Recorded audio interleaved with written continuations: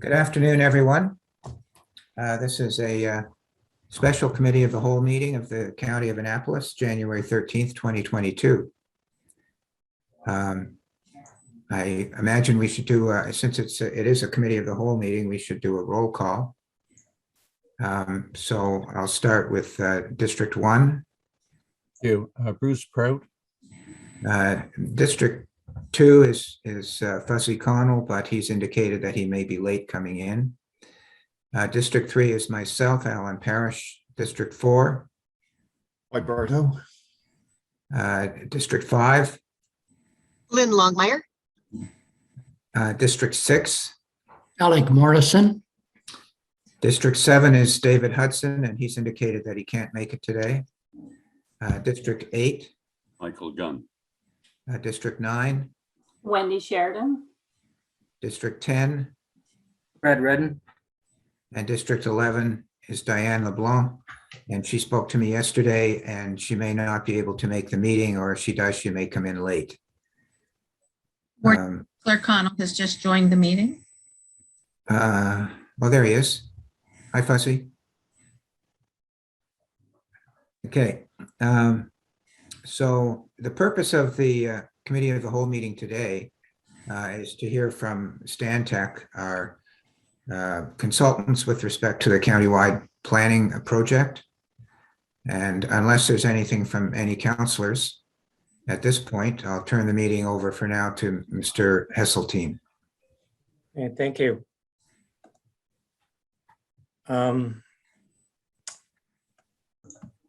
Yes, if you just give me a moment. I will just.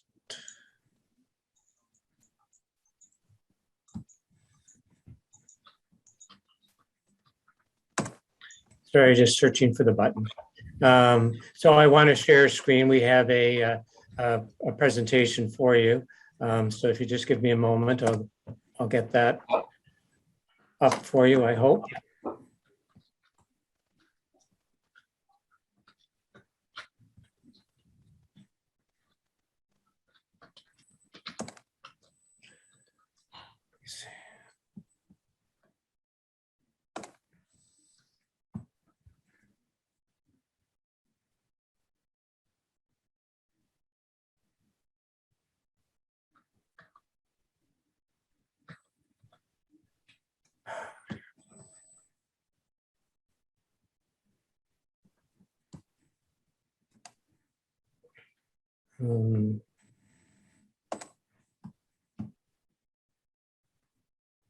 Technology, it's one. Okay, I think well,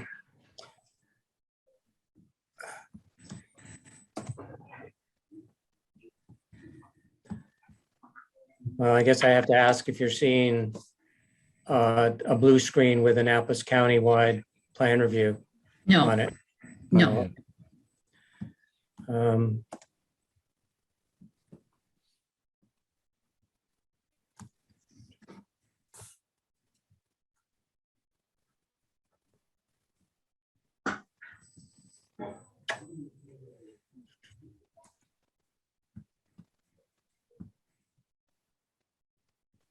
I'm sorry, guys, but I'm not finding the screen or no, I thought. You have to scroll over either the bottom or top of your display to get the share screen. Yeah, it's not that. Yeah, that isn't the issue. Actually, I did find that without any difficulty. It seems to be a question of getting to the screen, which is already open with respect to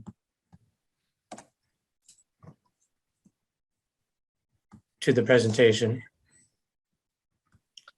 Yeah. Okay.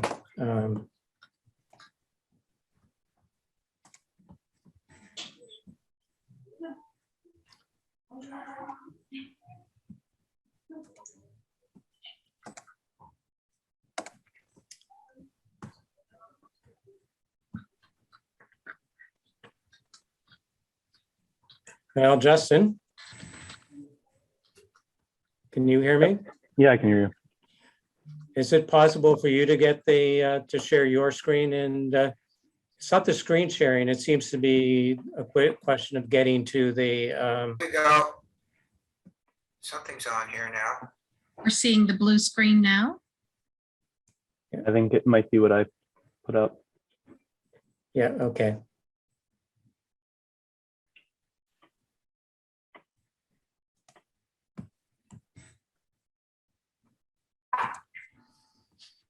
Hmm. That works for me, but it's not working for you, I guess. Yeah, my problem seems to be that it seems to regard Zoom as I have to be on Zoom when I'm in Edge, and so I had opened it in Edge. Anyway, I see the screen now, and if everybody else does, then we can proceed. And sorry for the delay, and I guess I'll have to ask Justin to move through the screens. Okay, so I guess if it's all right with you, Justin, I wonder if we could go to the next screen. Justin and I work with Stantec. We're a large company. Since there's 22,000 people, 22,000 employees located around the world, mostly in North America. Actually, I think it's 23,000. It's 23,000 now, and we're, notwithstanding that we're a company with offices around the world, we're a Canadian company. Our head office is in Edmonton, and we're quite prominent across Canada, including in Atlantic Canada, where we have 800 employees. We have about 250 in our Dartmouth office, and some of the members of council may be aware that the company here basically has its roots in Neil and Gunter and Jake's Whitford, which were two longtime engineering companies in Atlantic Canada. So if we could go on to the next screen, Justin. So I guess Justin and I have more or less introduced ourselves. I'm the project manager for this project and senior planner with the company. I've been working for 40 years as a planner, and always in Nova Scotia. Started out with the city of Halifax, but since the early 1990s, I've been a consultant, and I've been involved in quite a few planning projects in the region, including Spring Garden Road. When I was with the city, I did the City of St. John's municipal plan. More recently did the town of Oromocto municipal plan, and quite a number in the different provinces in Atlantic Canada and in some other parts of the country like the Yukon. Justin, I think we talked a little bit about you. So Justin has joined Stantec in September, but he had previous couple of years in consulting in Nova Scotia. He worked with the Greater Miramichi District Planning Commission. In that job, he was responsible for development control as well as long-range planning. So, I think that's an important experience that he's had that we can draw on, because he knows a fair bit about the other side of the table, or about the approval process. I have some experience with the approval process too, working with developers in Nova Scotia, and Justin's lately been working in Ontario and New Brunswick in that end of things. We have on our team as well some planners with our company in Ontario. We're affiliated with the Ottawa office, and Eric Bays, who works in that office, is a member of our team, along with a couple of planners in Western Ontario. Amy Sloan, who went to Dal, I think with some overlap with Justin actually, and Moira Davidson, who is also in Western Ontario. And we have other members on our team. The most significant one would be Chris Boone, who is our civil engineer in Nova Scotia, and is available to our team, to help us with servicing issues and that kind of thing that come up in municipal planning. And it's worth mentioning, we're given the size of our company, we have a full range of engineers and architects and can draw on that capability that's in our office as we go through this this planning process. Okay, so we'll go on to our agenda today. So we're going to go into about a 3-minute video, which just gives you a little bit of an overview of planning. We're going to talk a little bit about some issues or the background kind of framework for planning in Nova Scotia. We talked with Albert about this. I understand that some of the council members are probably going through their first planning process here. And so we are going to trudge through some material on the Municipal Government Act and the part that deals with planning, which is part 8, some new requirements under Bill 58 that have come into play in Nova Scotia, and some features of the planning process in Nova Scotia that we'd like everybody to be familiar with, because we'll have to pay attention to those issues as we go through this this municipal planning project. And then we'll run through some other items, the community framework within which we're working, the planning documents that exist for different areas in Annapolis County, the process that we're going to go through, basically our work plan, the product that we're going to produce, which is going to be an area-wide or county-wide municipal planning strategy with a land use bylaw, the timeline that we anticipate working within, the engagement process, so the consultation events that we have in mind. And then we hope to have a bit of discussion with the members of council who are attending concerning your concerns about planning, your expectations from this process. And we'll wrap up by talking about the next steps that we're going to go into. So the next screen, Justin, I wonder if you could kick off just in a second. I'll just quickly say that this is a video that was developed by the Nova Scotia Association of Professional Planners, Licensed Professional Planners Association of Nova Scotia. It's fairly light, just give you an idea of what planning is about, which is a reasonable thing to have questions about. I know pretty well through my entire time in school, we used to ask each other what is planning. So this is an attempt to answer that question. And then when we're finished, we'll get into some of the nitty-gritty about planning and legislation and the process in Nova Scotia. So Justin, I wonder if you could run that video for a few minutes. Yeah, I'm going to press play, and if there's any sound issues, if somebody just raises their hand, then I'll be able to see if I can try to figure that out. Okay.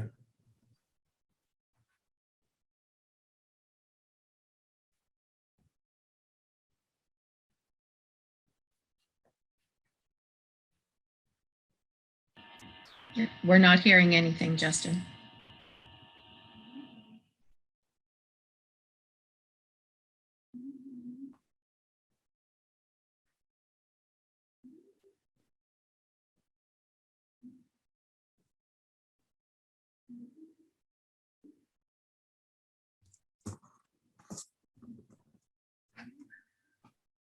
Okay.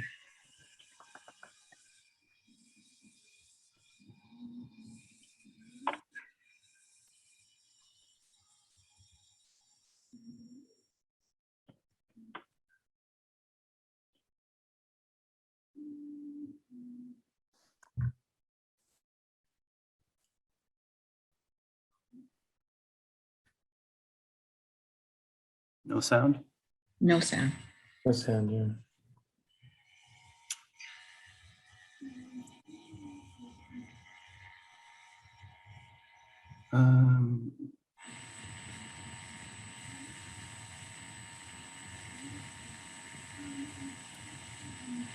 Got one more thing here.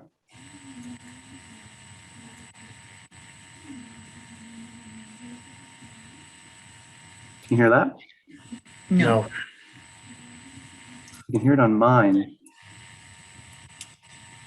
You might have to, if you have headphones in, you might have to disconnect that. Yeah, I switched it so that it's same as the system.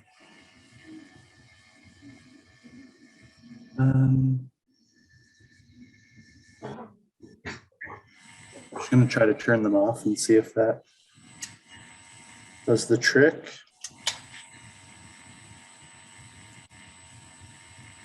Happens because it's a bit of a small one. Okay. Just gonna start it over at the very beginning there because I'm gonna cut it a little bit.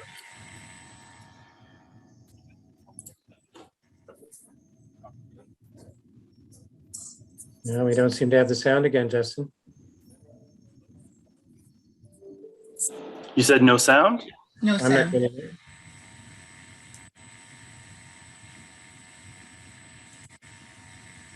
Hmm.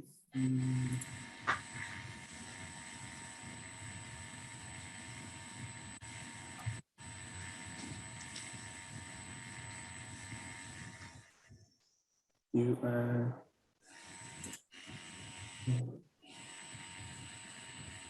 There we go. There we go. Sorry about that, guys. We should be good now. Ever wonder how a community kind of just happens?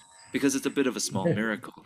The places we live in are like theaters where hundreds, thousands, and sometimes millions of people are simultaneously living, eating, buying, selling, making, working, romancing, moving, building. It's amazing the whole thing doesn't all fall apart. But have you ever thought about what's going on behind the scenes?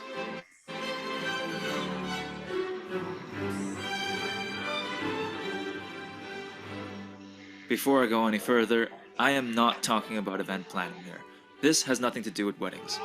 Planning is the process through which governments, businesses, and citizens come together to shape their communities.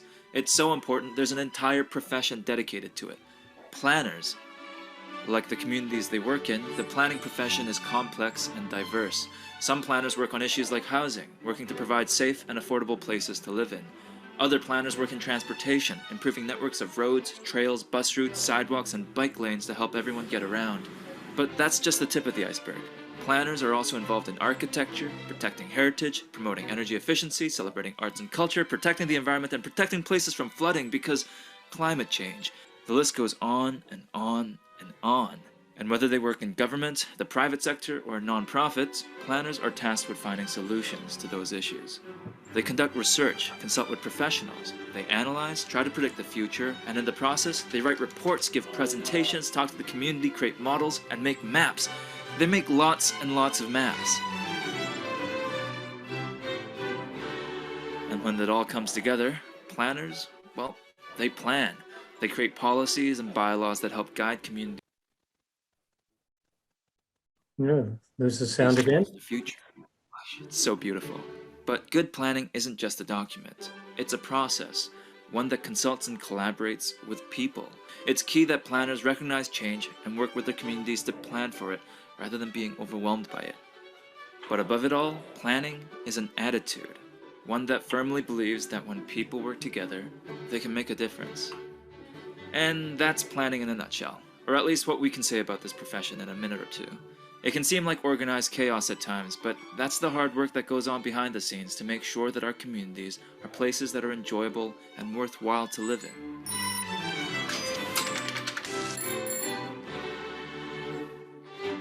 If you'd like to learn more about planning and the profession, check out the Licensed Professional Planners Association of Nova Scotia at their website, lpans.ca. Okay. Okay, so let's go on to the next screen. So sorry for the second round of technical difficulties, I guess, there, but you know, the intention there was just to give you a quick overview of planning in terms of its broader objectives. You know, at the end of the day, create an enjoyable place to live, certainly to coordinate development, but like a lot of things that most things that the municipality does, there's a framework for doing it, and it's set by the province. And It constitutes a section of the Municipal Government Act, which is Part 8. And under that part of the Municipal Government Act, municipalities are permitted to create plans, and those plans can be area plans, so plans for a portion of the municipality, or a full municipal planning strategy or MPS. And so there's a strong emphasis in the Municipal Government Act on public participation as part of the planning process. And there's a requirement that we have a policy or policies to review the plan. A requirement that the plan must be reviewed within 10 years, although you can set an earlier deadline for the review process. In the Municipal Government Act, it's presented as something that municipalities are allowed to do. And historically, municipalities have been able to decide whether or not they wanted to have a plan, decide whether or not they wanted to have a planning area, but that's changed, and we'll get into a little bit into the details of the requirements as far as that's concerned. So I guess we'll go on to the purpose of a municipal planning strategy, which is already kind of sticking up at the bottom of the screen there. The purpose of a municipal planning strategy is set out in Section 213 of the Municipal Government Act. So in the next bunch of screens, this is pretty dry. It's the language from the Municipal Government Act specific to what the intentions of a plan are, and what the framework is for preparing a plan. So a municipal planning strategy is basically a collection of policy statements that guide the development and management of the municipality. And the focus of a municipal planning strategy is normally on the development of land, but in relation to that, there's also a priority on protecting the environment, promoting economic development, enhancing the social environment for members of the community. Policies are required to be consistent with the statements of provincial interest, which I'll describe in a second. In general, the province has a fairly loose hand with respect to the content of a plan and directing municipalities to plan in specific ways, but the statements of provincial interest are criteria against which municipal plan policies are judged. So we have to keep them in mind all the way through the planning process. And then finally, in that list, we can specify in the planning strategy the programs or actions that will be undertaken by the municipality to implement the municipal planning strategy. So let's go on to statements of provincial interest. Okay, Justin. So there are currently 5 statements of provincial interest, and the intention here by the province is to establish things that they consider critical for municipalities to address in planning strategies. The 5 statements deal with drinking water, so protect municipal water supply areas. Annapolis already has plans that do that. Protect flood risk areas. Now, this is specific to a number of water courses that aren't actually, none of which is actually in Annapolis County. But the protection of flood risk areas, riverbanks, and so on, areas that are prone to flooding, is normally an important part of a municipal plan in Nova Scotia. We have lots of water courses, and they are prone to flooding, and there are standard planning measures to deal with those issues and protect land uses from the hazards of flooding. Agricultural land, the intention is to preserve and protect agricultural land. infrastructure to efficient use of municipal water supply and wastewater disposal systems. So we have to address the pattern of growth in relation to where municipal water and wastewater systems exist, and in relation to areas that specifically require those pipe services as opposed to on-site services. And then there's a statement with respect to housing, essentially that there has to be a broad range of housing opportunities. And of course, in the current situation, that's really come to the fore in Nova Scotia, where we're having significant issues with housing supply and meeting housing needs. And the province has rules with respect to statements of provincial interest. When we get to the approval aspect of the process that we're involved in, the plan, a plan that we prepare that's approved by the municipality will go to the province, and they will assess it against statements of provincial interest to make sure that, in their opinion, nothing in the plan is contrary or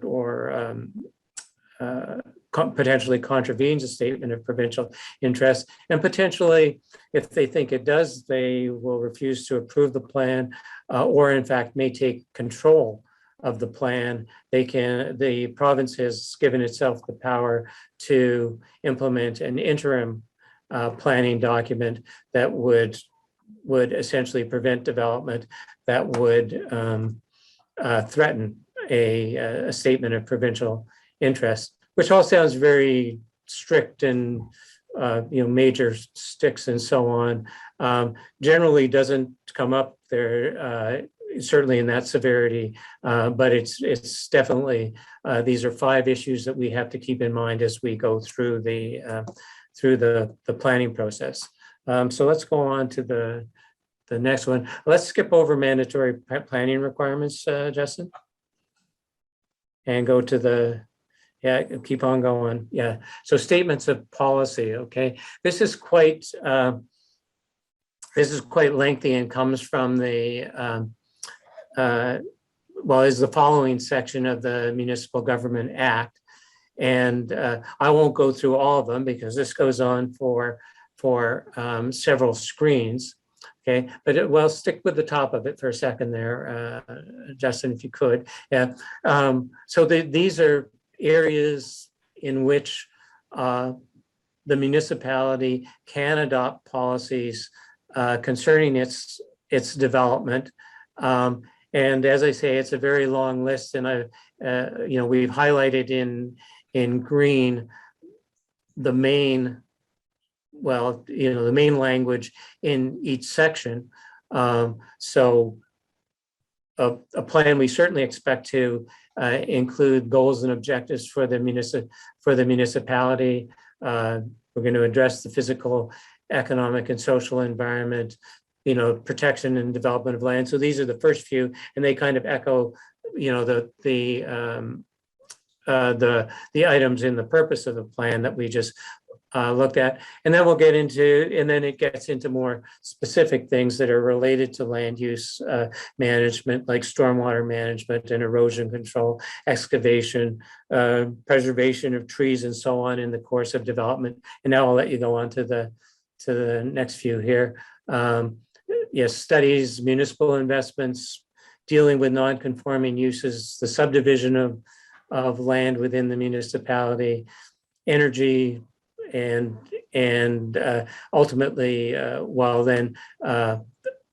policies governing particular practices like the land use bylaw, the processes related to the land use bylaw, amending it to rezone land, adopting development agreements or entering into site plan agreements, creating comprehensive development districts, all of which are tools to create a framework for development within the municipality. So yeah, go on a little farther there, Justin. Good. Yeah, just to sit on the end of it there. Yeah, and ultimately then to fairly narrow issue of working with the federal government in relation to the Aeronautics Act, and kind of a catch-all at the end that other things that relate to land use matters can be incorporated in the plan. So the main point of rolling through all those items, 20 or so, with their different subparts and so on, is to understand that the scope that a municipal planning strategy can address is very broad, and there's a lot of different items that we can address, and almost certainly will address within the municipal planning strategy. So let's go on to the next one here. Yeah. So the next is the land use bylaw, which relates very closely to the municipal planning strategy. So in planning terms, the municipal planning strategy and its policies are the foundation of the land use bylaw. And I think most people, when they think about planning and what it provides, they really think more about the land use bylaw, and maybe think of it more in terms of the, more common term in the Municipal Government Act. And in Nova Scotia, we use the land use bylaw, but in many other jurisdictions, it's called the zoning bylaw. And I think even here, lots of people refer to it as the zoning bylaw. So the policies of the plan provide the foundation of the land use bylaw, and the land use bylaw is intended to implement the plan. So there should be a frame. In the municipal planning strategy, we're creating a framework for the development of the land use bylaw, and people will be familiar with that in terms of the zoning map. You're required to have a zoning map, a list of uses permitted in each zone within the municipality. Okay, and those lists, would be your R1, R2, C1, C2 zones that people are familiar with in most jurisdictions in Nova Scotia, that tell you what you can develop within each zone. And then a lot like the piece in the Municipal Government Act that tells us what we can put in a municipal plan, there's a lengthy list of the items that we can put in a land use bylaw, or different items that we can regulate through the land use bylaw. So the land use bylaw is the regulations that implement the municipal planning strategy. And people do tend to think of the planning process more in terms of that, because that's really the part that people deal with when they want to build a house or add a deck or make some other change to their home or to a business. It's the land use bylaw that they encounter, and it's the land use bylaw that they end up discussing with the planning department, or the planners with the municipality. Okay, and the Municipal Government Act gives us another laundry list of items that we can regulate in the land use bylaw. And now scroll up a little bit, Justin. So, we're all aware, so typically, land use bylaw will tell you that a lot has to have a certain frontage in relation to the type of use and the type of servicing normally as well that is appropriate for the property. So there's usually a minimum frontage and a minimum lot area that's required, and that will vary in relation to the type of use. So that, say, R2 zones will require a larger lot and maybe more frontage than an R1 zone, and an R1 zone which would usually be for the single detached homes, an R2 zone for duplexes and semi-detached homes, and then maybe you'll have an R3 or R4 for multi-unit developments, and commercial zones for commercial, industrial zones for industrial, with those changing standards in relation to the type of land use. We're also allowed to regulate the maximum floor area, the area of ground that may be covered. So lot coverage, usually in terms of some standard, like 30 or 40% of the lot may be covered by the building. We can regulate the location of the lot on of a building on the lot in terms of setbacks from the lot lines. The height of structures we're allowed to regulate, a percentage of land that may be built on, yard standards, density, parking requirements. Scroll on to the next items there. Yes, specific developments adjacent to pits and quarries, and so on. Okay. So the land use bylaw gives us all the standards that when the plan is completed, and the bylaw goes in place, that when people want to develop their property under a plan, they'll have a framework for doing it and specifications that they have to meet. They'll normally be taken into consideration in the design process, but then will be taken to the municipality for confirmation that the bylaw is being satisfied. Okay. Okay. So I guess keeping on with that, there's more detailed standards that can also be addressed in the land use bylaw in relation to accessing streets, having fences, establishing different kinds of land uses and so on. And I won't go into all the details here, just scroll on if you could. So regulation of processes like removing topsoil, which may justify a topsoil bylaw in some cases, and a variety of different tools that are available for planning, like performance standards or bonus zoning and so on. But the scope of the document relates to establishes the standards that are going to guide development. Okay, so let's go on to, so I think we can. So up until now, and I think this is important, well, it's particularly important in relation to this project. Annapolis County has had a number of area plans. So there's different areas like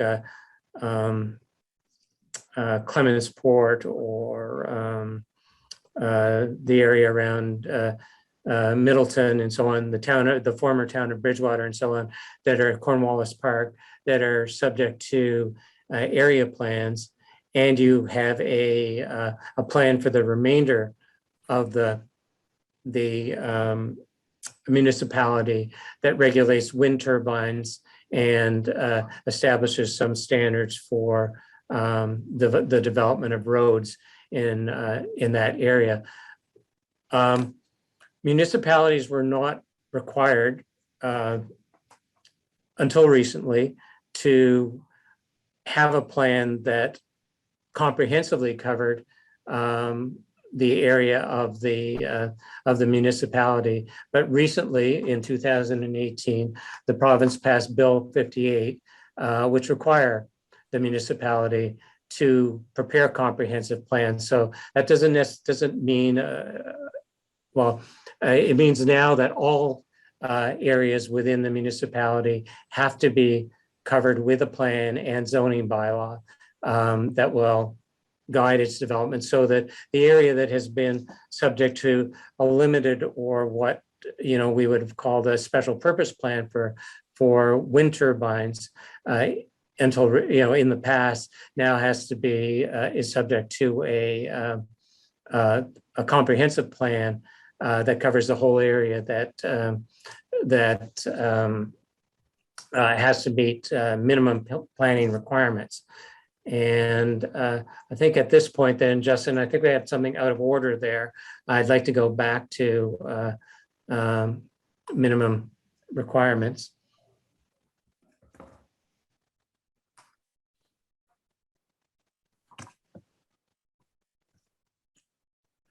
Okay, and these minimum planning requirements were established in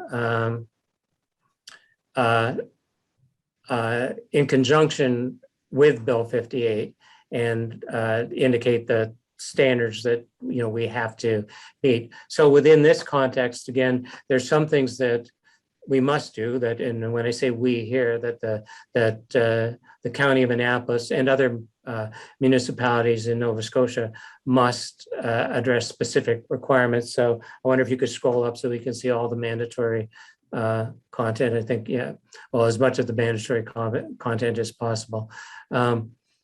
So these items have to be addressed in the municipal plan that we're preparing. So background and contextual information, which would be things like community demographics and description of the community or the county, and then certainly goals and objectives, which were identified in the purpose of the plans, a map of the lands within the municipality that depicts the intended future use. So that's called the generalized future land use map, which accompanies all municipal planning strategies in Nova Scotia, and then statements of policy pertaining to specific land uses. And maybe you could scroll along with me here, Justin. Yes. So residential uses, commercial, industrial, recreation, resource uses.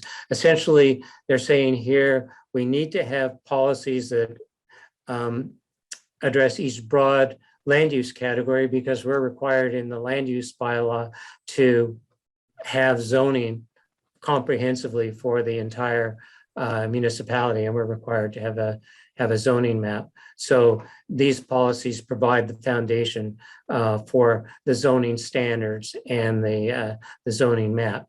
And then, as I mentioned, when we were talking in relation to the purpose of a plan, there's a requirement for a review process, and the Municipal Government Act states that a plan has to be reviewed within 10 years. Okay, and then under minimum planning requirements, there's also discretionary content, and this is another lengthy list of items that can be taken into account. So in summary, we've got planning tools, so zoning, development agreements, and so on, which we've discussed. Engagement processes, who should be consulted and how they should be consulted in planning processes. A municipal planning strategy can contain guidance with respect to municipal capital projects and budgeting and so on.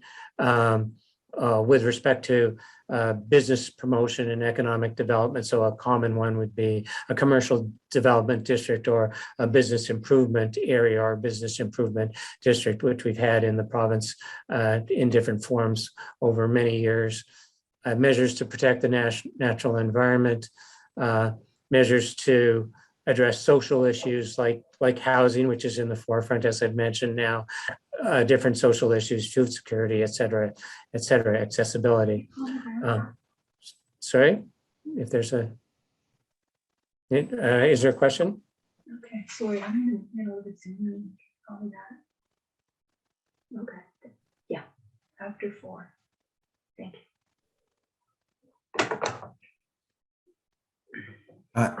I can't make out what that noise is. No. Yeah, I know there's a little bit of a hum from the HVAC system in my office. I wonder if that, there's not much I'm aware of. I think I can do about that. Are you hearing me okay? Oh, yeah. Yeah, I thought I heard someone else trying to speak. Okay. Yeah, I've got to admit, somebody spoke, and I hear you fine, Alan, but I didn't hear. I couldn't make out what. No, I couldn't either. Yeah. Sounded like someone was on a outside phone call and then they hung up. Okay. All right. No problem then. I'll just if everybody's hearing me fine, I'm going to continue. So there's various other items that can be addressed through the plan and potentially will be addressed through. So we have some judgment whether these items are are important or not in the planning area that we're dealing with, and the approach that the municipality may or may not want to use. So I know, heritage would be in the next bullet. So it'd be a question of, are there heritage properties within the area that we're looking at? How does the municipality want to deal with them, et cetera. And then we can, again, as usual in these cases, there's fairly broad category at the end, which will allow us to be, give us some flexibility in what we want to deal with in the plan. Okay, so I think we've been through statements of policy and a municipal planning strategy. Before we get to community framework, Justin, do we have anything? Yes, adoption of planning documents. So I wanted to quickly go through this because it just sort of sets the rules. I've been saying that there's a framework that we have to adhere to, and sometimes there's a fair bit of flexibility. The province has a reasonably loose hand and lets municipalities say, with respect to consultation, carry out consultation in a variety of different ways, as long as there's a clear intent to contact the public and make the engage the public in the planning process.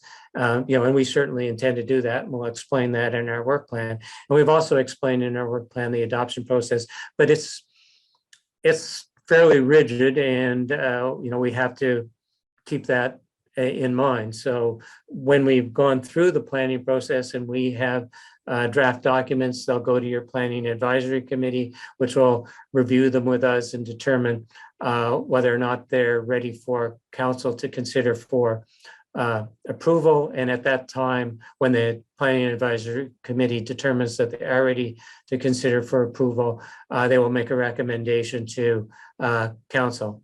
Adjacent municipalities or abutting municipalities have to be notified at that point and can make comments. Sometimes they do, but generally they don't. But we certainly have to take it into account because it's required in legislation. We've said that twice, as a matter of fact. So, but at that point, we'll go to first reading. It goes to council for first reading. Council sets a date for public hearing. A public hearing, as you know, is a set process. At that point, we have to have the plan substantially in condition for approval. So the council can only make non-substantive changes to the plan at that point. And the public in the public hearing gets their opportunity beforehand to make written submissions, and at the public hearing to speak to any issues in the plan that they would like council to consider. And we'll have to notify the public of the public hearing beforehand, actually. So that bullet's a little out of order. And then we go into second reading, at which point council will vote on the plan, and you have 11 councillors, so 6 will have to approve the plan. If it's approved by council, it goes to the province for a review by provincial staff, and they have 60 days for approval, during which time there may be some discussion with the municipality that will provide support with concerning matters such as conformity to statements of provincial interest. Sometimes there's interaction there, sometimes not. And if all that goes well, we'll have an approved countywide municipal planning strategy that will apply to Annapolis County. So I think at that, I'll turn it over to Justin to discuss a bunch of largely map-related items that he can give you a good explanation of. Okay, so next we're just going to talk about the community framework. So Annapolis County is described as, and certainly is, a community of communities. In the presentation outline that we circulated, we said there are roughly 100 communities identified within Annapolis County. The actual amount that is shown on the screen in this map here is 136 individual communities. While we're still getting ready or still getting to know the various community entities, we know that each community, being relatively small in population within a large geographic area, each community will certainly have its own unique features, characteristics, as well as likely challenges and opportunities that we will explore in this municipal plan review. We are aware that the dispersion of population across the district is a bit of a challenge for this assignment, but we are certainly optimistic that our engagement plan and with some of the contemporary planning tools that we intend to apply, we'll be able to overcome any sort of barriers related to distance and dispersion of these communities. The next slide, it's a bit of a map tour of the areas for which Annapolis already has plans in place. And John already kind of gave an overview to some of these concepts and areas, so I'll try to go through them relatively quickly. So the first document is the county-wide municipal planning strategy and land use bylaw. The existing plan and land use bylaw was adopted in 2009, I believe. As John mentioned, this countywide plan is limited in scope, but it does offer a framework for land use policies relating to the regulation of wind turbines in the county. As well, it also addresses some locational policies related to development of new municipal roads that are created through the subdivision process. The review of this countywide municipal planning strategy and land use bylaw is the focus of our project and the scope of our work. For some areas of the county, the municipality has or employs the use of secondary development focused area plans, which include an area plan for Bridgetown. So there's a municipal planning strategy and land use bylaw for that particular area. As well, there is a plan and land use bylaw in place for the Cornwallis Park area, shown in orange on the screen. Third, there's a plan and zoning or land use bylaw in place for the East End area, which includes the Middleton water supply.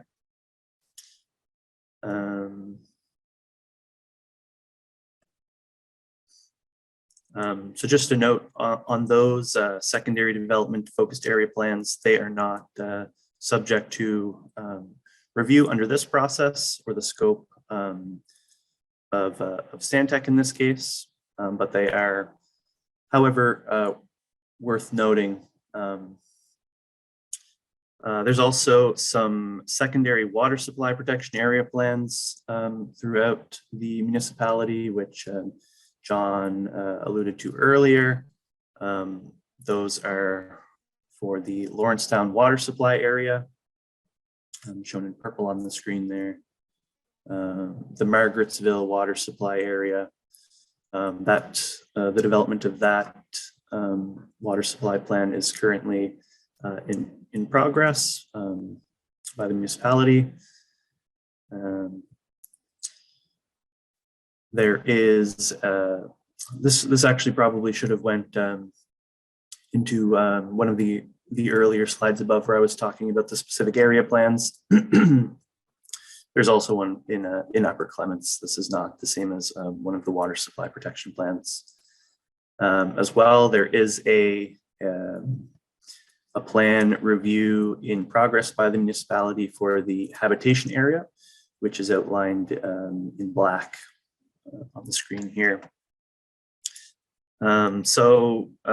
Just again to mention, these standalone water supply protection documents They govern the use of development of land within those specific areas, the same as the area-specific community plans, and they are not the focus of our project, but again, are important nonetheless. Next up is a bit of a tour of the serviced areas in Annapolis County. And these are particularly important as we tend to view them as special development places. These areas may be developed as more concentrated development areas due to their requirement of smaller lot sizes. As well, because services exist in these areas, additional development may be focused in these areas as we go through the plan review to take advantage of any potential excess capacity that may be within existing servicing systems. So just a quick tour through those areas. In Bear River, it's portions of that area have services, sewer only. The Brooklyn Road is an additional serviced area. It has sewer in certain areas as well, some water in certain areas. You can see kind of the general extent of those serviced areas outlined in blue here. Carlton Church, that is another area that has some services in place.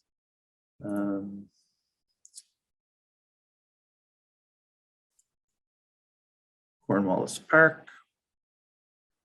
In that particular area outlined in shaded in blue, there's municipal sewer and water available. Granville Ferry serviced area, there's sewer and water in certain areas along that stretch of the community. Lawrencetown services throughout several streets in that area. And there's a mixture of sewer and water within that area. Not exactly sure how to pronounce this name actually. I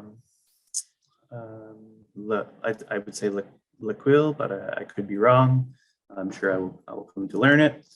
There is sewer and water within certain areas of that community.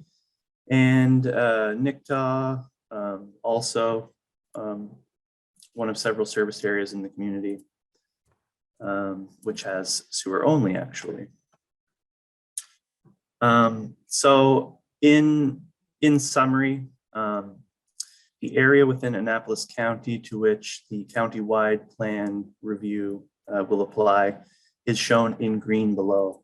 So it's the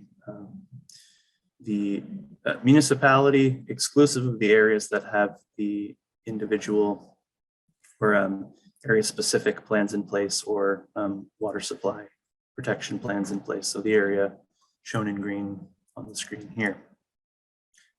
At this point, I will turn it back over to John to provide an overview of our work plan and what we're going to do. Yeah, okay. Thanks very much, Justin. I think you might recall in that little video, they mentioned lots of maps. So I think we'll be living up to that. Like I suppose we already are.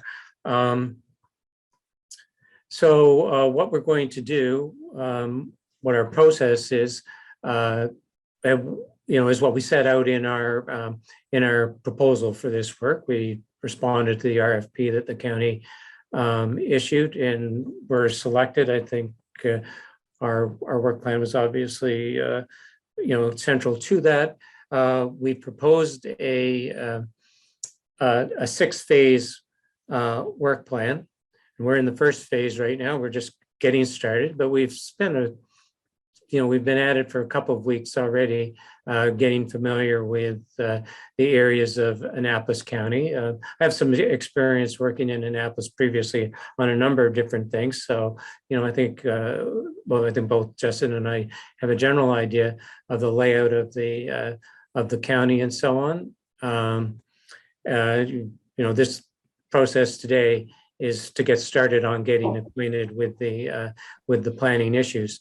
We're going to, in the second phase, do background studies and discussion papers. So we've identified 6 subject areas that we're going to study.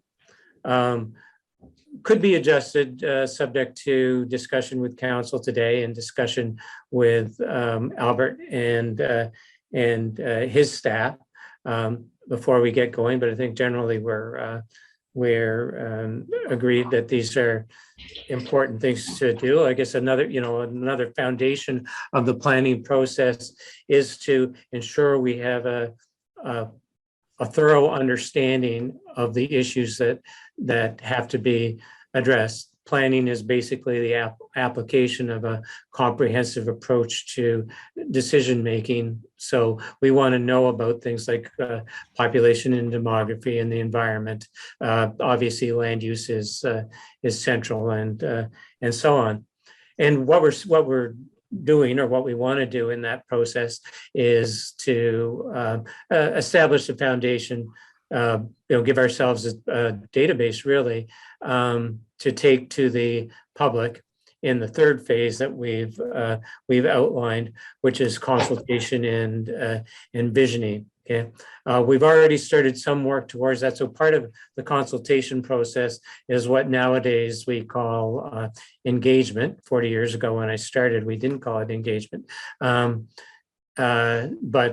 we put more emphasis nowadays in the planning business on reaching out to the community and creating interest. So we've created a project brand, which Justin will show you, and and which is partly reflected in this presentation. And we will make use of the tools that are available to us nowadays, like Facebook and various online platforms, to ensure the public is aware.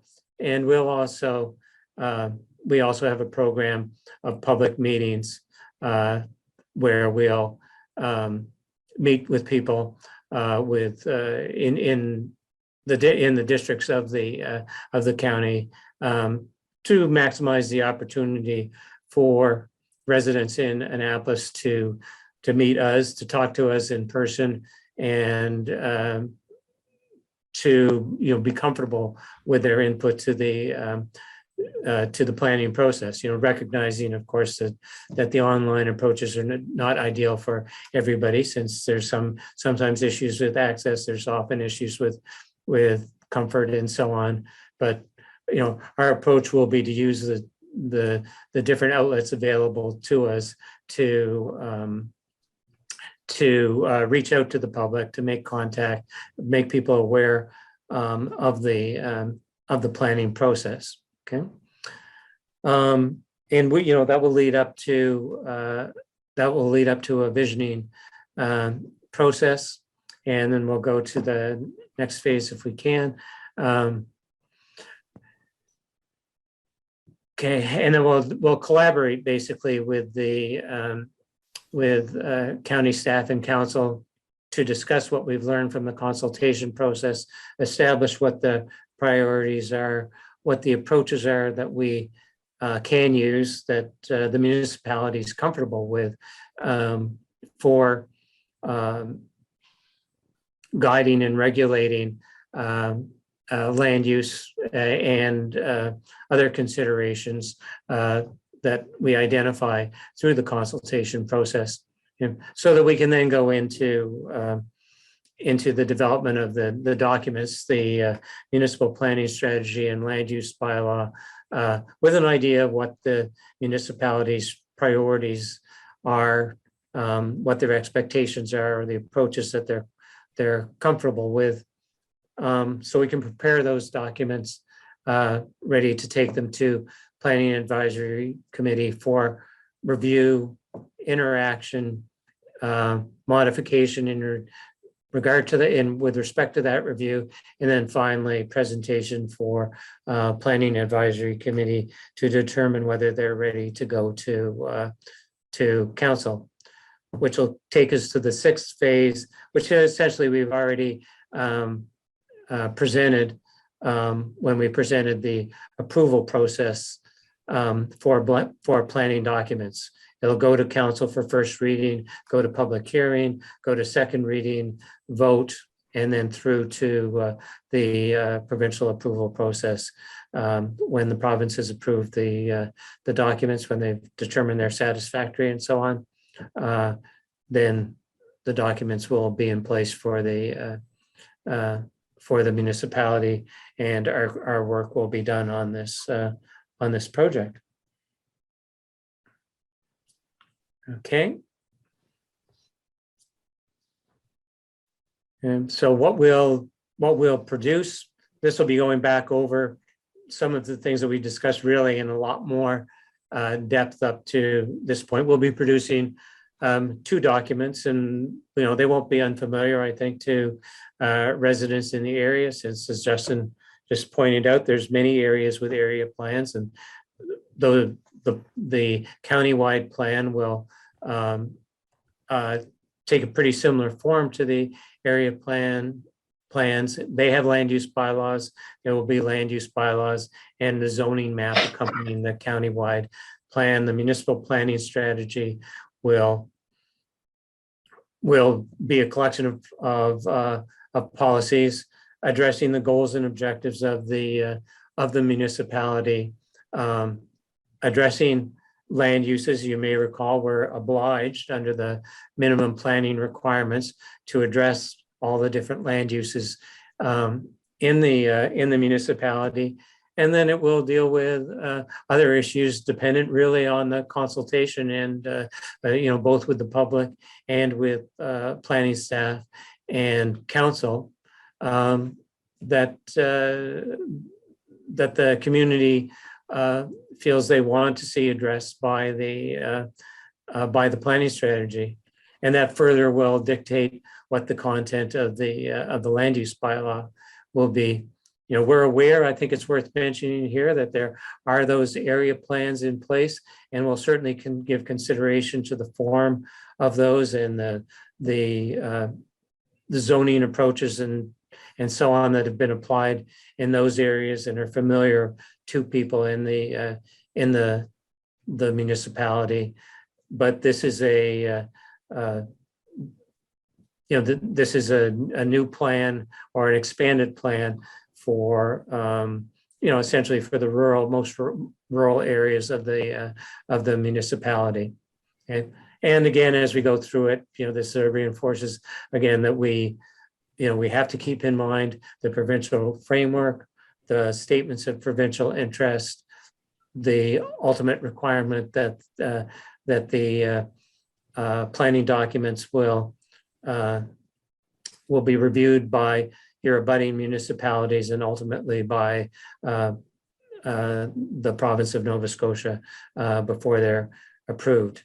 I don't want to exaggerate any of that process. Usually it goes reasonably smoothly, but they are hoops or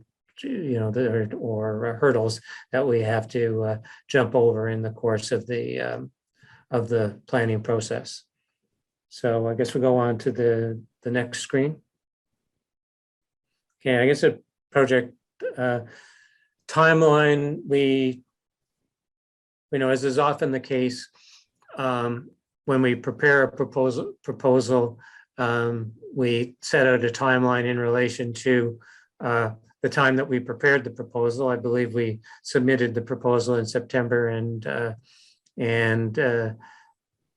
set out a schedule in relation to starting immediately after that. But it always takes time to, well, maybe not always, but usually takes time to get rolling on a project like this. So we laid out our 6 phases with start and finish dates here, and essentially we've adjusted them now to an updated schedule that takes into account, obviously, that we're starting in January now instead of in October. And maybe at this point, I guess this is an opportunity. So we've set out an 18-month schedule. That guideline, as I recall, was set in the RFP. We see the startup process, taking January and February, and it will overlap with phase 2, so that essentially we'll be going to the public formally towards the end of March and into April, so that we'll have our meetings in April, May, and June, which is good time from a weather point of view. So do we have a question at the moment, or certainly at any time, please let me know if you have a question or comment. Okay. And so we'll expect to be through the consultation process at the end, in June to go. Okay. So I guess one thing to say in response to that comment that I see there is this isn't a PowerPoint. We can leave it online for people to consult with. And Justin, I don't know if we can make a usable print version of this. Can you tell me whether that you? Yeah, we can certainly share the link. It's basically just a URL website that you go to. And part of what we plan to do is kind of, depending on how it goes, use this story map kind of format in a way that we can document the project. We can put links to each of these kind of stories on our website for residents to view as well. There is a way that you can kind of export these into a PDF that you can print out. It does lose a bit of the formatting and obviously the interactive aspect of being able to zoom into different areas of the map, but it certainly can be produced and circulated as a paper version. Yeah, okay, thanks very much. Yeah, it's it's worth saying. So Justin will get to it, but we've created a website, which we often do for these projects, and this kind of format and so on is very adaptable to incorporation in the website. So we expect that at least part of this presentation will continue to be available, or will be incorporated in the most appropriate way we can come up with in the website and in the platforms that we intend to use to communicate with the public. So we, I guess, continuing with the schedule, if all goes well, we expect that Justin and I will have a nice summer to prepare the draft planning strategy and land use bylaw, and then we will go through the approval process in October through February. Things really lighten up at that point in terms of actual work. There's a lot less, but because we're getting into stages which have to fit with council schedule, with PAC schedule, council schedule, and then ultimately the approval process from the province, which is potentially 2 months long. Our schedule spreads out to a significant extent at that point. So we kind of have points there that are specific and certainly very important, where we go through first, second reading, and particularly that public hearing for the plan. But there's less to chew on really at that point. The phase 3 is where activity in front of the public is going to be the highest, and be high for Justin and me doing our work. And then obviously we'll also be pretty busy in phase 5 when we're drafting the documents and working with PAC to make sure and with staff to make sure the documents are satisfactory to the municipality's requirements. I'll just stop there for a second if anybody has any comments on the schedule, or if there's anything earlier in the presentation that anybody wants to ask a question about or wants to comment on. John, hi, my name's Nadine. I'm the Communications and Special Projects Officer with the County of Annapolis. I think we were emailing pictures back and forth. So Yeah, thanks very much. you're welcome. Just a really quick question. In regards to reaching out to the public, you were talking about in-person engagement, and I was wondering how this looks with COVID and the restrictions. And I hate to be the one to bring up the C word, and I apologize, but I was just wondering what that looks like. Yeah, well, we're pretty used to it. It's already obviously changed our business quite a lot, because consultation and meeting with people is a big component of planning. And I think it's fair to say that 2 years ago, we wouldn't be doing what we're doing right now. We'd be in Annapolis, at least one of us, and we'd be talking to you in your council chambers. So, we're a lot of it, we've made that transition, and I think most people have made that transition. So that, on that level, the online level, those alternatives are available to us, and we'll exploit them for consultation if we have to. I know in saying that we can't rely on them entirely. There will be people who don't have access, don't have online access, aren't comfortable with it, or for one reason or another, it just doesn't suit them. And we don't want to exclude anybody from the process. So we will have to consider, what kind of outreach we can have to reach those groups. And I think if we, one thing about COVID, we've been doing planning processes, and some have been, we've had one that was held up for more than a year with actually just that final public hearing left to go because of the legislation in the province where we were doing it. Prince Edward Island required us to do it in person. So there's those problems, but we can, if dependent on the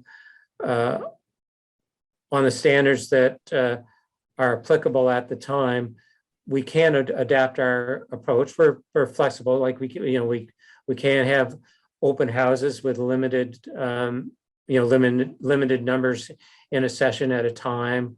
We can meet with people one-on-one. There's a bunch of different strategies we can use. If it's 50 people, which for in Prince Edward Island, where we were working where we work actually quite often on plans, they had a 50-person limit, and when we're talking about district meetings, that might be satisfactory to accommodate the attendance we're likely to get. We'll have to discuss that with staff and what their expectations are. But we're going to get to this subject at the very end of the presentation, but I think what we have to say with respect to it is that we've learned a lot. We're getting more used to it. We cannot count on the rules. I'm pretty optimistic that the current wave is the last one, but then I said that before. So by by April, May, June, when we expect to be coming out in person, I hope there won't be any rules. If there are, then I see us having to discuss it with county staff and making a determination about how we can adapt using the tools and approaches that are available to us. So I've probably gone on a bit too long on that, so I'm sorry. But, no, thank you. Okay. Okay, let's. I think we're going back to you, aren't we, Justin? Yes. Do you mind talking to this one? Yep, I can do that. So just going to quickly cover some of our proposed engagement. So we've developed a multi-pronged consultation program. It includes meeting and events to keep people aware of the planning process, as well to help us gather important information on their interests and concerns that the municipal planning strategy should address. Some of the key features of our proposed engagement include project branding and a website. So we did some preliminary project branding that I'll just wait to describe that until a next, because I show some examples further down about project branding and website. But just to quickly say, we've done some initial preparation in regards to that, and we're pleased to share some of those, some of our work to date. The next slide or next page here. Part of our proposed engagement includes online surveys as well. We can obviously make paper copies available of our surveys. The surveys are something that we can post on the project website as well. We can kind of share opportunities for residents to participate in those various surveys through municipalities' social media, as well as the project Facebook page that we plan to develop as part of this proposed engagement plan. We also, on the project website, will have an interactive. I'd like to say something here. My name is Alec Morrison. I'm the counselor for District 11. And are you going to have any email contact? Are you going to have an email list? Because I know people don't believe it, but there are an awful lot of people who are not on Facebook for intellectual and philosophical reasons and for very practical reasons. And one of the great challenges we have in this district is reaching our citizens. Sometimes we have to send to addresses outside the county to get people inside the county, etc. So please bear in mind that at least I would like you to have many, many ways of contacting the public. Thank you. Nope, that's a really good input. I appreciate that. I will say that as that is something that we have considered, and actually on the project website that we have developed, we have kind of like an email sign up so that folks who do sign up will be able to send them periodic updates or notices of project updates or opportunities to participate in consultation. There's a bit of an obligation on those individuals to sign up so that they do receive those notifications, but I'm sure that's something that we can encourage interested folks to get involved with. Great, thank you. You're welcome. So I think I covered the interactive public input and web map.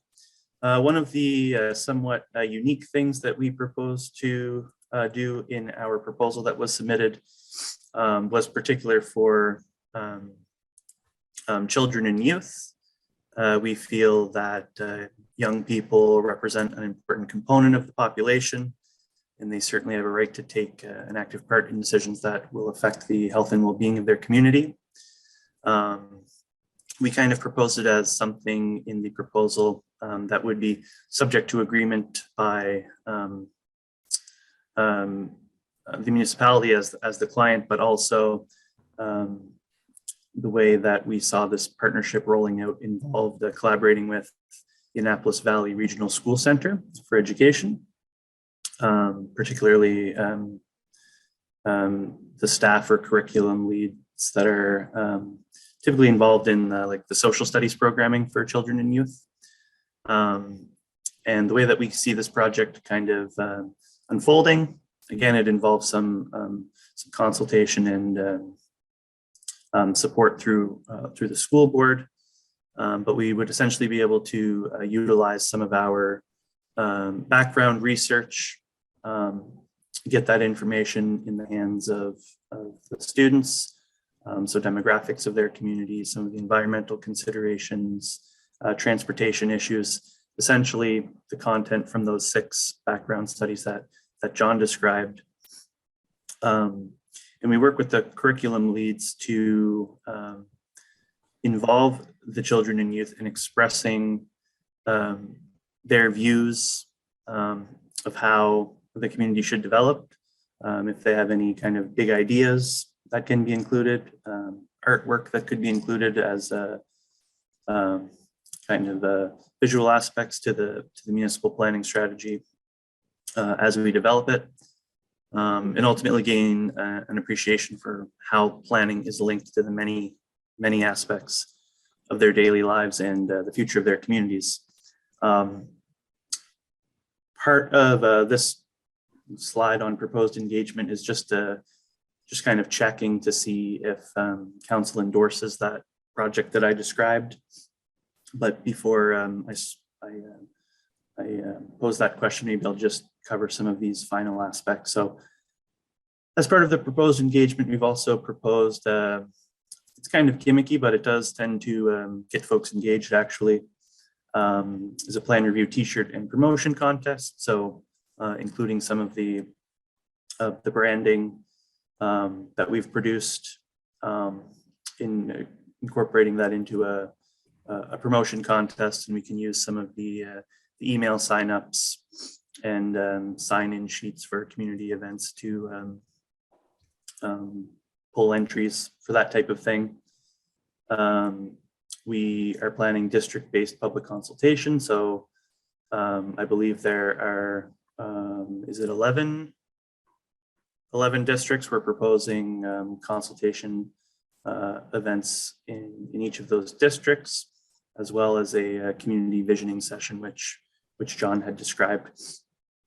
So maybe I will ask, and maybe I'll just ask if there's anybody opposed to the project that I mentioned that involves children and youth. Justin, it's Alan Parrish here. Council makes decisions at council meetings and usually works on recommendations from staff. And a lot of us are seeing this for the first time. So unless council wishes to disagree with me, which of course they can, I don't think we're ready to answer that question today. Okay. I do have a question. Go ahead. Who's that? Diane. Oh, hi, Diane. Hi. Go ahead. My question is, you're thinking about youth, and what grade level are we starting at with this consultation? So we would have to kind of determine that in consultation with the contacts from the school board on similar engagement that I've carried out before. It can be quite young to like older elementary to middle school is kind of the target, but really you can develop the material to fit within any age group. It's just a matter of kind of scaling things up or scaling things down so that it's understandable by the target audience. So you're targeting like age 10 to 11, 12, 18? Yeah, I would say like 10 to 15 would probably be a reasonable age group. Pardon me? No senior high. In what I've done before, we haven't, but like I said, depending on a lot of it depends on if the curriculum leads kind of want to run with this idea. And in previous experience, they said, this is great. We've been looking for this kind of content. This is a good opportunity. And they kind of understand the value and importance of planning and having kids understand that and kind of get some exposure to that. So it's kind of can't really firmly be stated the age group, I guess, until we get further down the road with discussion with the curriculum leads. And it would have to be run through by the school board as well. So, yeah. Yeah. Thank you. Yeah. You're welcome. We'll change it to Center for Education too, by the way, right? I noticed that comment. It Yes. does make for a kind of awkward looking acronym. So okay.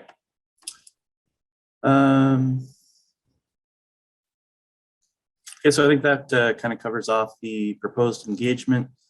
Next is specific to our the project branding and the website as well.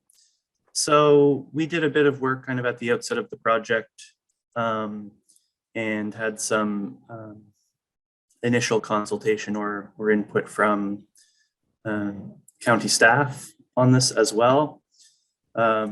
We came up with a few different ideas for branding.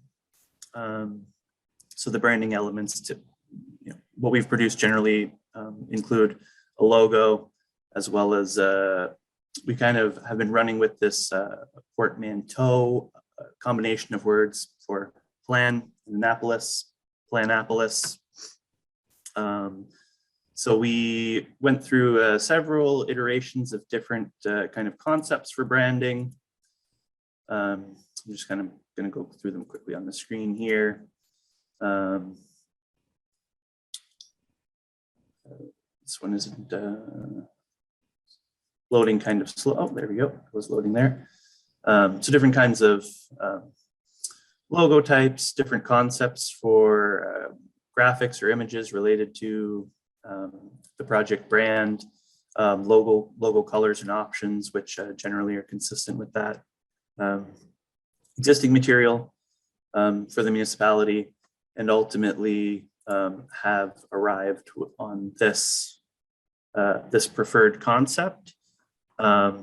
I think we're still at a point where obviously we can switch things up if there's any extreme concerns or anything of that nature.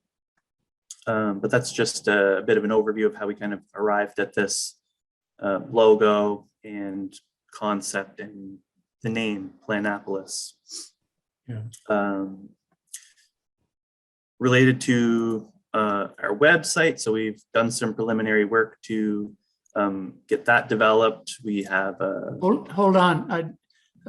It's Alec Morrison again. Yes, sir. In this slide, you say Annapolis is reviewing its land.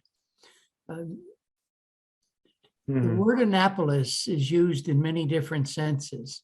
And with us, it should always be accompanied by county, because a lot of people don't know the name of the town that's enclosed within our county. Yeah.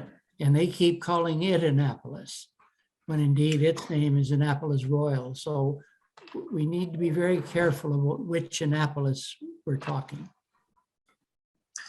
Fair enough. No, that's definitely a valid point and something we will be more cognizant of moving forward.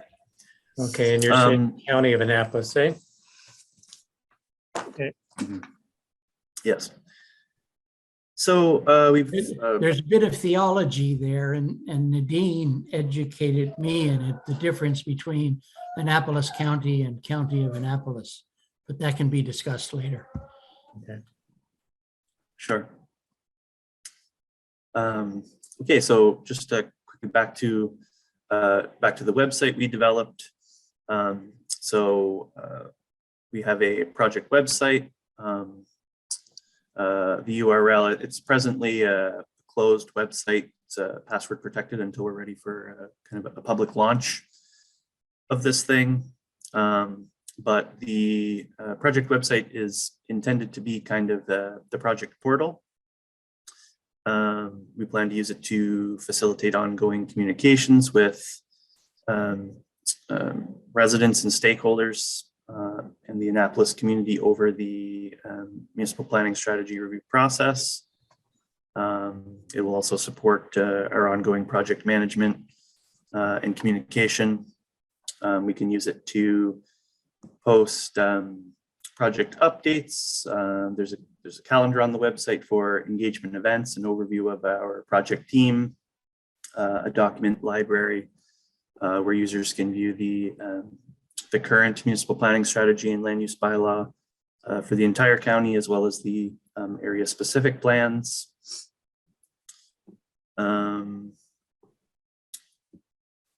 So our intention is that as the review proceeds, we'll be able to post items and updates on the project website. So like I said, announcements of meetings and consultations, summaries of resulting public input. We also, once those documents are produced, some of this project background information and some of the studies that John had mentioned, those can be hosted on this website as well. And furthermore, we'll be able to use it as kind of the platform for our surveys, news items, and other observations relevant to the project. One of the cool things that we've included on this website is what we're calling a project plan bot. So it's kind of described here. It's a helpful feature. You've probably seen it on other commercial websites. We've developed one and added it to our project website. Really, it's kind of pops up when you visit the website. It'll ask the user, what can I help you out with today? It can lead them to different aspects of the website, where there, for example, we have an about page that provides an overview of the project. We can give them the contact information for the project team, provide them with updates on the latest project news or links to engagement opportunities. Really, it's well, one of the pros, especially in this world of COVID that we're living in. It's a good opportunity to increase opportunities for engagement, as well to collect input and information from the website visitors, which we think will greatly benefit this project. I will say, Then it's Alan Parrish here. I assume there'll be a very clear link on our website to the website you're referring to here, probably on our front page, I would hope. So there's people go onto our website, they can easily get to yours, right? Yeah, we've definitely indicated we would like to see that. It's important, yes, that it be connected to the county's website. And I believe the county also has a Facebook page, and that should also be connected in. But it does give us, as Justin said, kind of a one-stop place to put documents and so on, a place where everybody can check the status of the project at any point in time. And we do it a lot for not just planning projects, for a lot of projects that are public facing. Mm-hmm. Just I guess to demonstrate or give a bit of context to the benefit of this type of engagement tool. When I was working for one of the regional service commissions in New Brunswick, we introduced this chat bot type feature to field questions and inquiries related to zoning and land use and building permits and things of that nature for the planning department. And the amount of uptake these types of things get is pretty impressive, actually. And behind the actual interface is kind of that background. So we'll be able to report back just exactly how many people have accessed it, what types of things that they're asking, what types of information that they're looking for, which we can use to inform and improve the project as we carry it out. I don't have anything else to say about the engagement efforts. Were there any questions related to public engagement at this time? I know there was I do. one earlier that it's Alan Parrish again. We're now at the middle of January. I note from your schedule that the consultation and visiting with the public would be from April to June. So that's 2 or 3 months away. What will the public have in front of them when you go through these 11 meetings in the 11 districts? Well, that's the key to the, to the first couple of phases, is to get that content together for the public, in particular those 6 studies, which should give us a basis to say, planning and demography is kind of, or demography and population is kind of a thing for me. So if you don't mind, we would put ourselves in a position to tell people, what has been happening with the population in Annapolis. Has it been going up, going down? what's recent events, what's the age profile, is it desirable to see growth in the population, in the community, that kind of thing, to give people, essentially content to discuss at these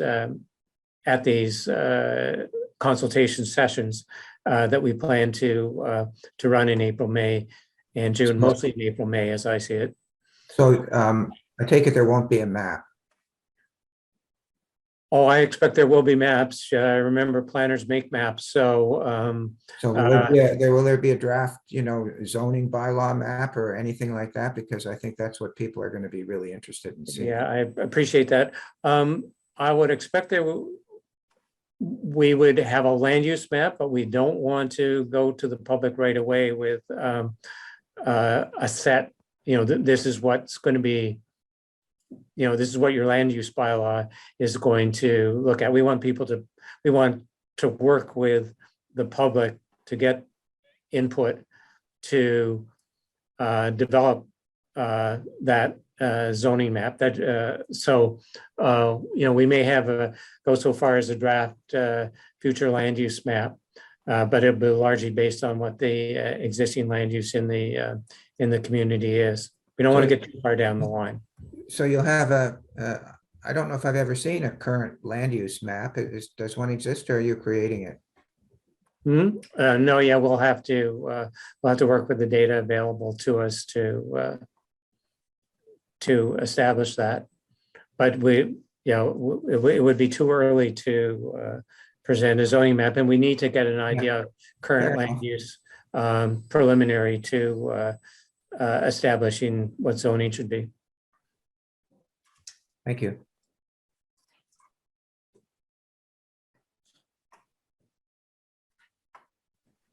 Any other questions on engagement before we move forward?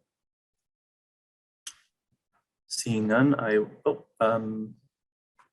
Councillor Gunn. Thank you. So I have a very large district in the county, and when I just heard a minute ago, it'd be 11 different meetings. I suspect in some districts such as mine, where there's, probably 60 miles or 60 kilometers across it, there'll have to be a couple of meetings in those. Is that right? Community engagement meetings in those areas? Well, we can discuss it with your staff.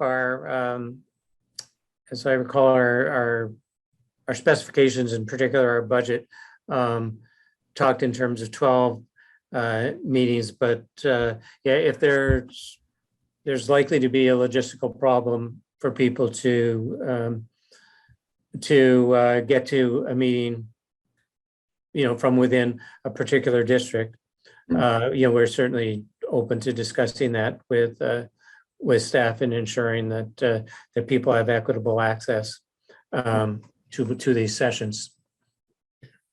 I suppose it wouldn't be too bad if you had it central in District 8. You'd get most everybody perhaps in Milford. Yeah. Okay. Thank you. I'll leave it to your judgment. Thank you.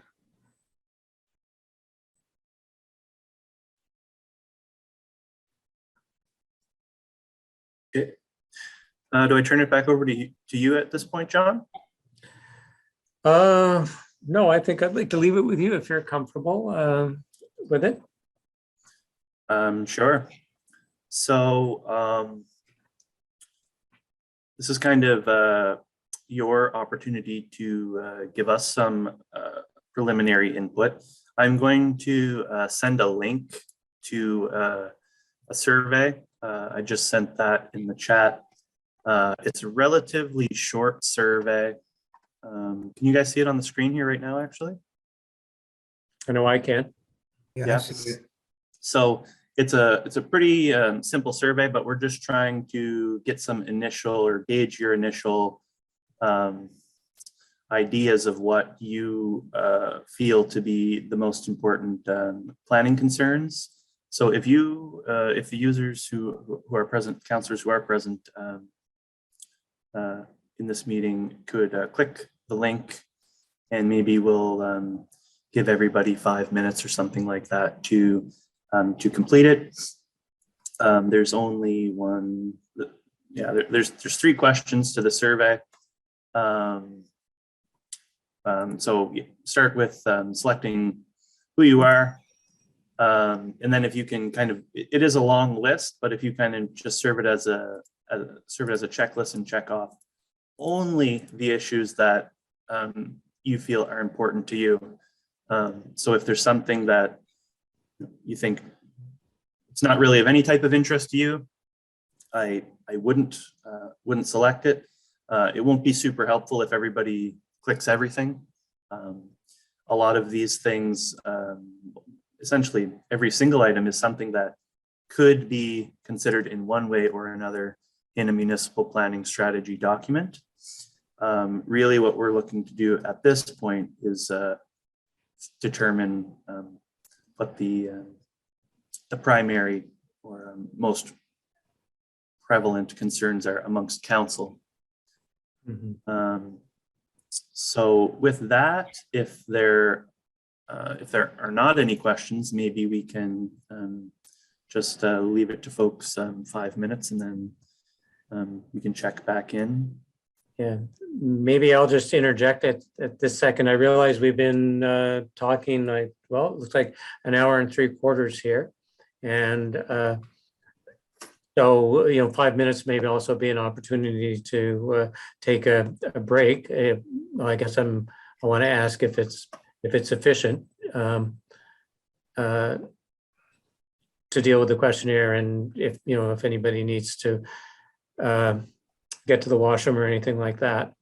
Now would be an opportunity to do it, and we could extend this a few more minutes, or maybe to 10 minutes if there's a need for it. John, how much longer are we going to be? We have one screen after this one. 5 or 10 minutes. Look, you're basically master of ceremonies at this point, so we'll take 5 minutes and see who's back after 5 and go from there. How's that? Yeah, sounds good. I think everybody's here, Warden. I think everybody's here. Okay. You're rolling. Okay, this is the continuation of the Committee of the Whole meeting. Mr. Heseltine, I believe you still have the floor. Thank you very much, Warden Parrish. Yes, so as I've said, I've asked everybody to break, and for those who left, I guess, because we're having some problems accessing the survey and so on, we felt it would be best just to go on to the next steps. And, I will say before I go to this, appreciate, we spent 2 hours with you, and I appreciate your input and your attention while we've gone through it. So the last slide or screen, if you will, is just the next steps. What are we going on to do from this point? And to some extent, the questions have been asked around this already. So we've got, we've started on a website. We've started we've done one survey, and so we have a whole variety of devices that we plan to use for consultation and rollout. In the next few months as we get ready for the formal consultation in Annapolis County. And Justin and I will be working on them. And I hope you can see we've already, I think, done a fair bit of work on this to establish the project brand and so on and so forth. We said, next month is going to be devoted to preparing these background studies to give us a good understanding of the county that we can share with the public in the consultation process, and basically give us, the content to get conversations going with the different communities in Annapolis County. Establish what the issues and opportunities are, and report that to council, so that we prepare and we're on the same page when we go into the consultation process.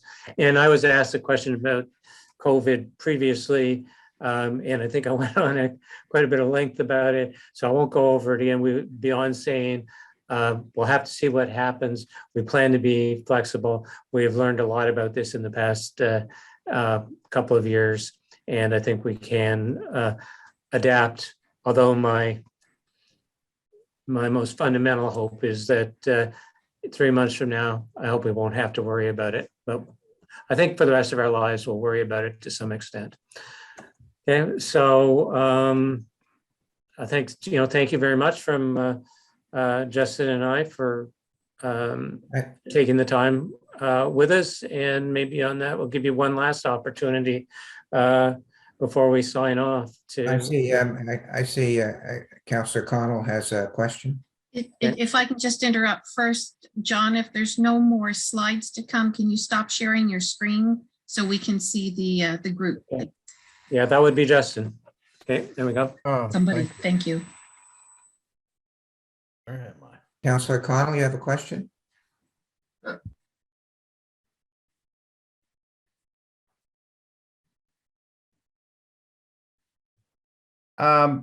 We have, like you said, we've had areas in our county already zoned.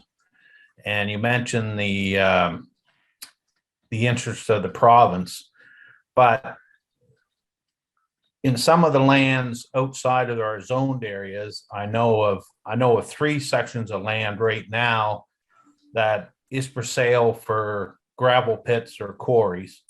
And even in our zoned area, we went through this a few years back, and we went through to the Supreme Court, I think, to get a ruling on it. The province has the authority over pits and quarries. Mm-hmm. So when we come to those areas of land and we go to a public hearing in that community and the community says, oh, we don't want no more pits and quarries, do we zone it? How do we zone it that we don't get overrun by the provincial government? We have an existing quarry in Granville that I'm sure some people don't like it there either, because we've heard reports in the past. So when we come to zone those, even the existing quarries and pits that are existing, that have jurisdictions by the province over the county, do we zone it for quarries even though the public don't want it? How do we deal with that? Yeah, okay. I don't think it is within the capability of the municipality to regulate or restrict the location of pits and quarries. As you said, it's a provincial issue, and strictly speaking, it's not a land use in the sense that it involves building something. It's a process like a form of mining. I've been involved with pits and quarries myself in the past.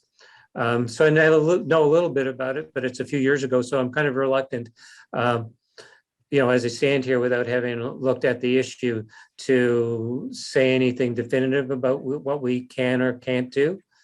But I believe you've hit on the limitations that apply with respect to the province's overall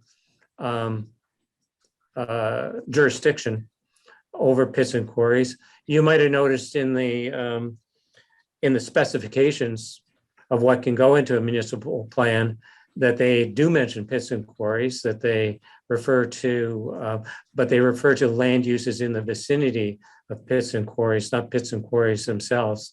But so I'm going to have to say, Councillor, that appreciate the heads up, and we'll look into the issue.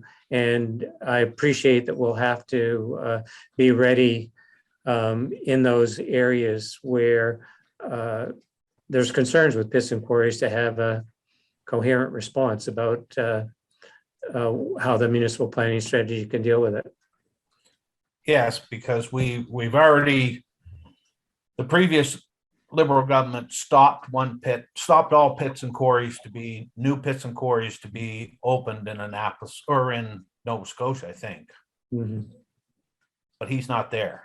And I know that there's one company that spent thousands of dollars. I know 2 companies that spent thousands of dollars and their pit and quarry is open, ready to roll.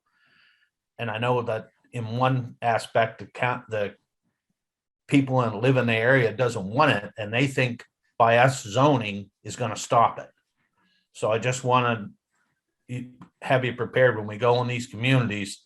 Yep. That there are going to be questions about, can we put a bylaw in place to stop? Yeah.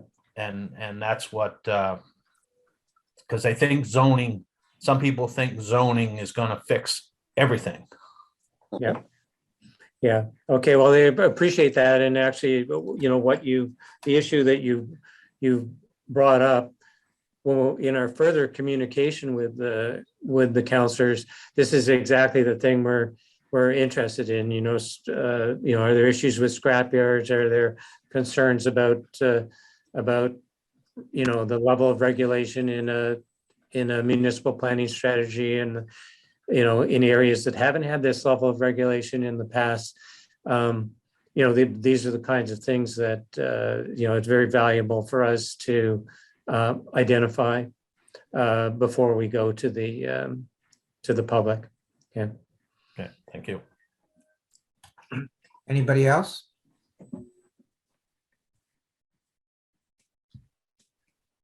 John and Justin, I don't see any other questions on the screen that I'm looking at. Okay. Well, unless you've got something else, I guess I'll thank you for your excellent presentation. And I realize that we're just at the very beginning of a long process. Yeah. And we're going to get to know you a lot better as we go through the next few months. Mm-hmm. So it's nice to see a face to the names at this point. I made some notes about the schedule and look forward to, I'm sure we all look forward to working with you as we go through this very important process for the county. Yeah. Okay. Well, we will be in touch in relation to further consultation. We'll be interested in any communication that the council members want to have with us.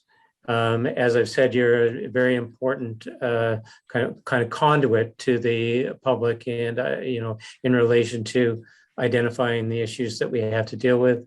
I'll make a quick apology for the technical issues. We've run into a couple of spots here. But anyway, I appreciate your attention to the presentation, and yeah, we'll be seeing you again. So Carolyn, I guess we need a motion to adjourn, do we? Yes, please. Would someone move that, please? Deputy Warden moves, seconded by Councillor Bartow. Any discussion? Seeing none, I'll call for the vote. All those in favor say aye. Aye. Opposed? Motion's carried. Thank you very much, everyone.